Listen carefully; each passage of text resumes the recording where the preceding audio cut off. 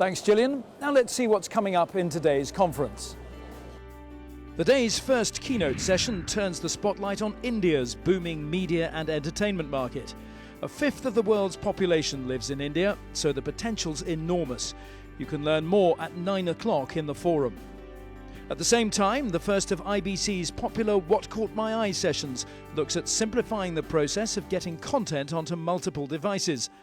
The BBC's head of distribution, Alex Pride, will be giving her guide to what's new here. That's in room E102, and it's free. Next up in the forum, one of the industry's big talking points. Do we really need to go beyond HD?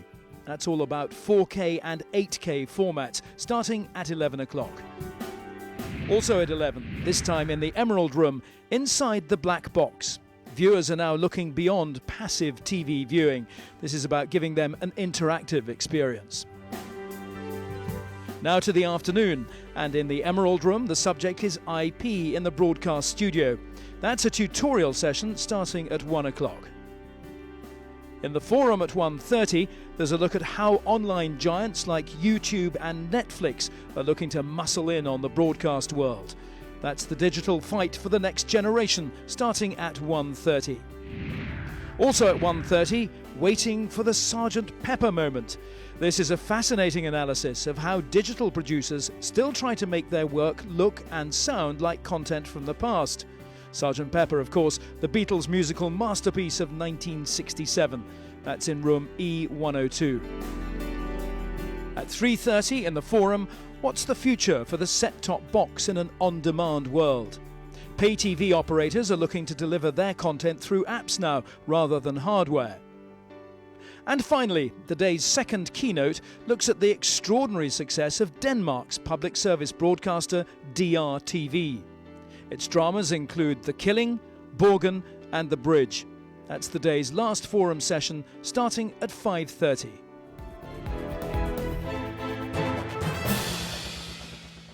You're watching IBC TV News. Now, in each of our programs from IBC, we aim to focus on one particular section of the show. Whatever new developments are being showcased here, content is central to all of them. So managing that content is crucial. Emma Ailes has been visiting the management zone.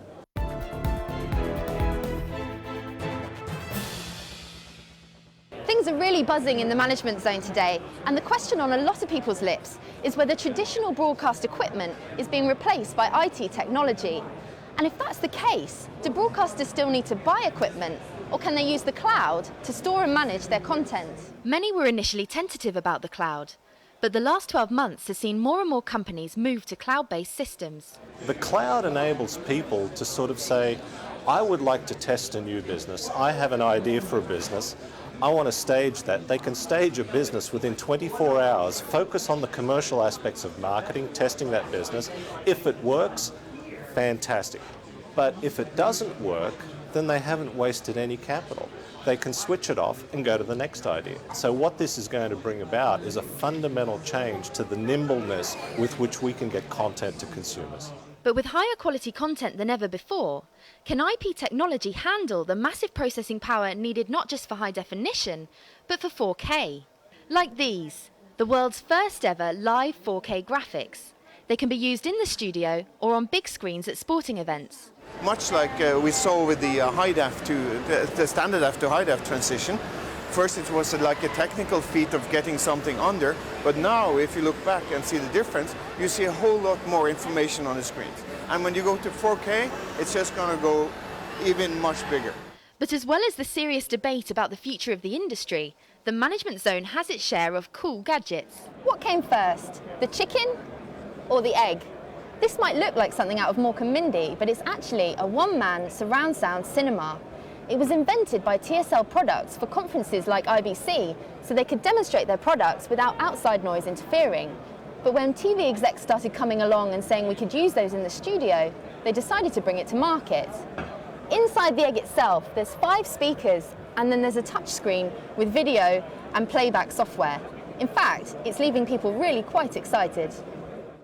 Other companies are showing off the latest ways to integrate social media into production software. When a big news story breaks, it's a race for broadcasters to get people at the scene on air live as quickly as possible, and increasingly that means via Skype. But where once that took 3 technicians and a lot of hassle, it can now be done with a single click of a button. Vidigo have integrated Skype seamlessly into their toolbox software, making it cheaper, easier and faster. They're even going as far as to call it the Swiss Army knife for the TV professional. Some technology is so new, it's yet to hit the shelves. This Pixel Farm software takes a series of ordinary iPhone photos and by matching pixel to pixel, turns it into a 3D model. And as businesses at IBC look to the future, who knows what other new technology lies in store? May the force be with you. Emma Ailes reporting. Now, something new at IBC this year. It's called Workflow Connections, and it's about one of these, which comes with an orange lanyard. You can get one here in Hall 9, and it'll let you exchange data with anyone else with the same device or at a stand, and all at a single touch, just like this. Thank you, Stefan.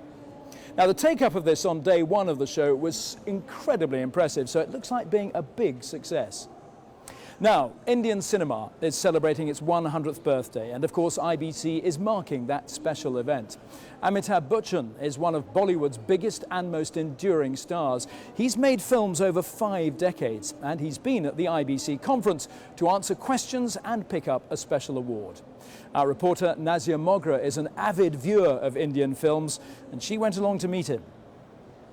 This, one of the very first Indian films made. Back in 1913, Raja Harishchandra used cutting-edge film technology. There was no sound, of course. Fast forward 100 years and the Indian film industry has come a long way. Glitz, glamour, you name it, it's got it.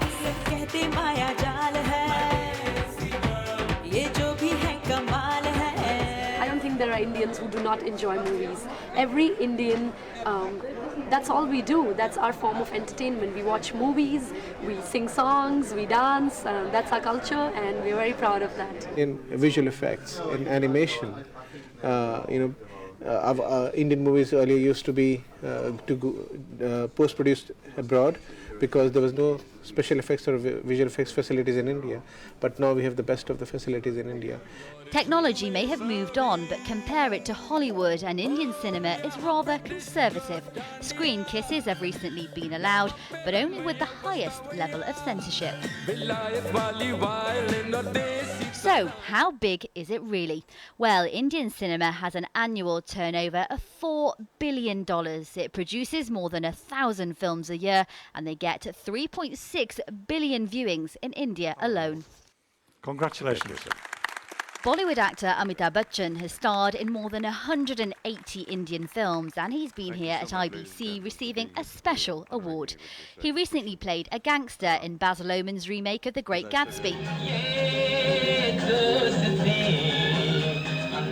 This is him in Sholay, released 38 years ago. We went through the grind in the early years, so to say.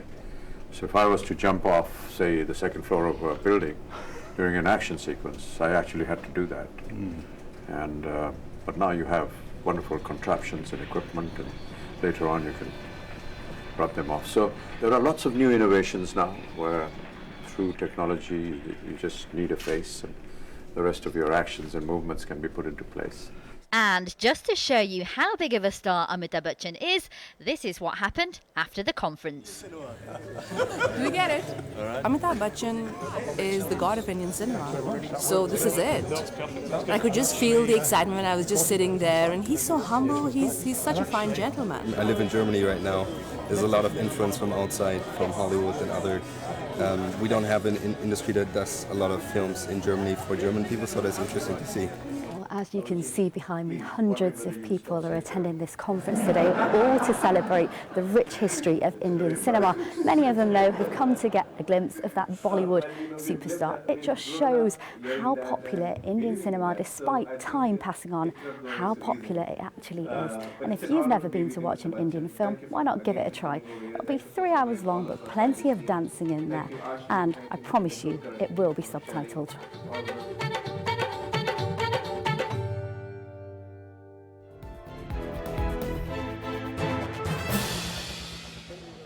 The fascinating history of Bollywood. Well, that's almost all we've got time for today, but let me just tell you what's in store on the big screen tonight. There's an exclusive showing of The Wolverine in 3D, directed by James Mangold and starring Hugh Jackman. That should be well worth seeing. And if you can't make it, Monday's film will be Top Gun in 3D. Well, I hope you're doing some good business at IBC. We'll be back at the same time tomorrow with news and features from around the show. Do join us then.